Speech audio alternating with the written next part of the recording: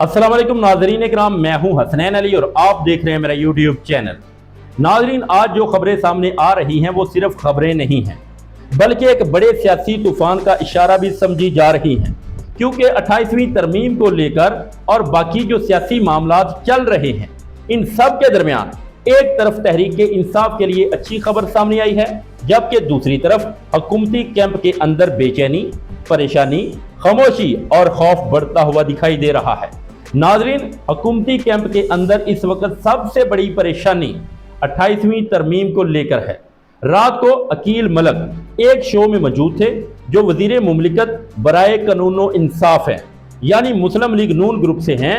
अब इनसे सीधा एक सवाल पूछा गया कि क्या 28वीं तरमीम आ रही है, क्योंकि खबरें ये चल रही हैं कि 3 से 4 मसवदे तैयार हो चुके हैं। इस पर उन्होंने कहा कि जी नहीं, अभी बाज़ाब्ता तौर के ऊपर इस पर काम शुरू नहीं हुआ। अब बज़ाहिर ये एक सादा सा जवाब था, लेकिन जब वो ये बात कर रहे थे तो साथ साथ दूसरी बातें भी कर रहे थे।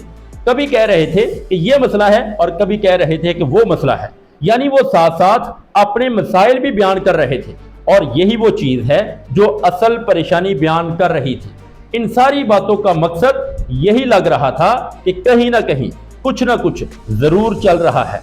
बहुत सारे लोग ये भी कह रहे हैं कि ईद से पहले या कम से कम मई के महीने में बजट से पहले पहले हुकूमत ये तरमीम पास करवाना चाहती है, और जब कभी कोई तरमीम पास होने लगती है तो इसके कुछ इशारे वाज़िया नजर आना शुरू हो जाते हैं। ऐसे इशारे जिन्हें देखकर हुकूमत को भी अपने कान खड़े कर लेने चाहिए, क्योंकि अब हालात किस तरफ जा सकते हैं इसका अंदाजा इन्हीं चीजों से होता है। और यही वो मकाम है जहां सियासी दर्जा हरारत अचानक बढ़ता हुआ महसूस होने लगता है। अब मैं आपको पहले एक तजदिया देता हूं, खबर इसके बाद दूंगा। आपने मियां दाऊद एडवोकेट का नाम सुना होगा। यही वो साहब हैं जिन्होंने जजिस के खिलाफ जहांगीरी साहब और मजहर अकबर नकवी वाले मामले में काफी चीजें उठाई थी। सबको पता था कि ये सारी चीजें कहां से शुरू हुई थी। मजहर अकबर नकवी साहब को सजा किस बात की दी गई? इस बात पर कि उन्होंने इलेक्शन के हवाले से बात क्यों की, धांधली के ऊपर बात क्यों की जा रही है, और फिर जिस तरह जहांगीरी साहब या बाकी जजेस के मामलात फिक्स किए गए वो भी सब लोगों के सामने हैं। अब यही Mian Dawood advocate Lahore high court में खड़े होकर क्या कह रहे थे? वो कह रहे थे कि 26वीं और 27वीं तरमीम के बाद ब्यूरोक्रेसी अदालतों के अहकामात को जूते की नोक क्यों? क्योंकि उन्हें पता है कि ये जजेस अब इनका कुछ नहीं बिगाड़ सकते, क्योंकि जजेस की हैसियत भी अब तकरीबन वैसी ही हो गई है जैसे एक आम सरकारी अफसर की होती है। इनके पास वो ताकत नहीं रही जिससे वो आजादाना फैसले कर सके। यानी अगर कोई अफसर हुकूमत की बात ना माने तो ज्यादा से ज्यादा क्या होगा, इसका तबादला कर दिया जाएगा, पिंडी से उठाकर डीजी खान भेज दिया जाएगा। बस यही तो वो कह रहे थे कि जज के साथ अब यही होगा। अगर जज हुकूमत के खिलाफ फैसला देगा तो इसका तबादला कर दिया जाएगा। अब जब सारी बातें खुलकर होने लगी, सब चीजें समझ आने लगी, तो इसी दौरान एक खबर सामने आती है, और ये खबर लाहौर हाई कोर्ट से आती है। और इस खबर से दो चीजों का अंदाजा होता है। एक तो ये कि तहरीक इंसाफ के लिए ये एक अच्छी खबर है, दूसरा इससे 9 मई के केसेस के बारे में भी काफी कुछ समझ आ जाता है। मैं जाती तौर के ऊपर बहुत सारे केसेस के बारे में जानता हूं। मैं बार बार कहता हूं कि 9 मई की सबसे बड़ी बेनिफिशरी पंजाब पुलिस है। आप इन खानदानों से जाकर पूछें या इन मुकदमात के तफ्तीशी अफसरान को देखें। अगर सिर्फ इनके असासे खंगाल लिए जाएं और बाकी चीजें चेक कर ली जाएं तो बहुत से मामलात आसानी से समझ आ जाएंगे। अब क्या हुआ?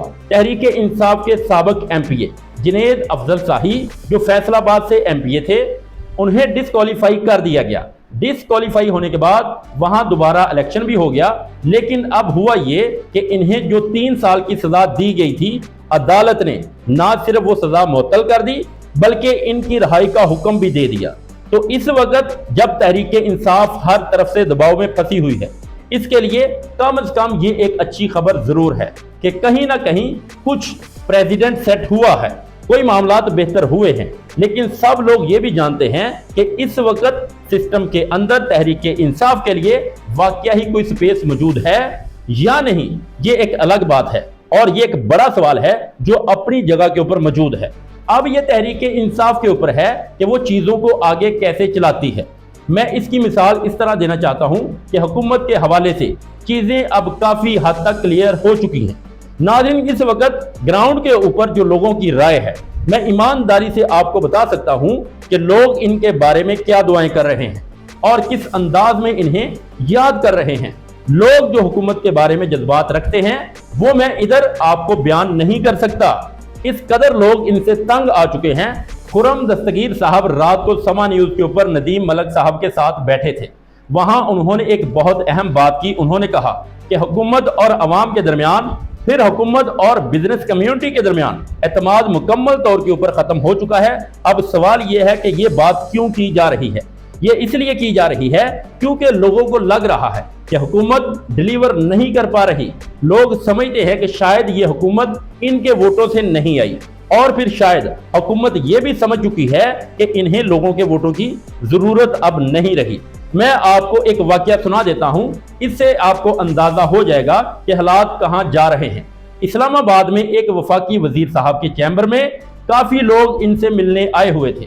ان میں سے ایک صاحب باہر بیٹھے تھے، انہیں تھوڑا انتظار کرنا پڑا کیونکہ اندر کوئی میٹنگ چل رہی تھی۔ کچھ دیر بعد وہ پریشان ہو گئے اور انہوں نے وزیر صاحب کے اسٹاف سے کہا پنجابی میں یا اپنے لہجے میں، اگر انہوں نے یہی کچھ کرنا ہے تو پھر آئندہ ہم ووٹ نہیں دیں گے۔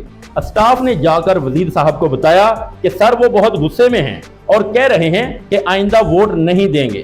اس پر وزیر صاحب مسکرائے اور کہا کہ اگر آپ لوگ ہمیں ووٹ دیتے، اگر آپ لوگوں نے ہمیں ووٹ دیا ہوتا تو ہمیں فارم 47 کی ضرورت ہی نہ پڑتی۔ اور یہی وہ جملہ ہے جس نے بہت سارے سوالات کھڑے کر دیے ہیں۔ تو شاید انہیں بھی اب اندازہ ہو گیا ہے، اسی لیے وہ ان چیزوں کو زیادہ سنجیدہ نہیں لیتے، سنجیدہ لیتے دکھائی بھی نہیں دیتے۔ اور ایک اہم چیز اور بھی ہے، آج چونکہ جمعرات ہے اور آپ جانتے ہیں کہ جمعرات کو اڈیالہ جیل میں ملاقاتوں کا دن ہوتا ہے، اگرچہ کسی کو ملنے نہیں دیا جاتا، لیکن جیسے میں نے آپ کو میاں داؤد والی بات کی تھی کہ طوطے بولتے ہیں، اسی طرح نظام بھی اپنے ایکشن سے بولتا ہے اور بتاتا ہے کہ وہ کیا کر رہا ہے۔ اب خبر یہ ہے کہ یہ 6 نام بھیجے گئے ہیں عمران خان سے ملاقات کے لیے۔ اب پہلی بات تو یہ ہے کہ یہ جائیں گے یا نہیں جائیں گے، کیونکہ اب تحریک انصاف نے بھی شاید یہ سمجھنا شروع کر دیا ہے کہ وہاں جانے کا فائدہ کوئی نہیں ہے۔ وجہ یہ ہے کہ ملاقات ہونی ہے یا نہیں ہونی، لیکن اگر یہ لوگ نہیں جاتے تو پھر تحریک انصاف کو بھی جواب دینا چاہیے۔ اگر جاتے ہیں اور پھر بھی ملاقات نہیں ہوتی تو پھر ایک بار وہی صورتحال ہوگی۔ اگر منگل کو سہیل افریدی یا عمران خان کی بہنیں ملاقات نہیں کر سکتی تو پھر ان میں سے کس کی ملاقات ہوگی؟ ناظرین، یہ تھی اب تک کی اپڈیٹ۔ اب تک کے لیے اتنا ہی، ملتے ہیں ایک نیکسٹ ویڈیو میں، تب تک کے لیے اللہ حافظ۔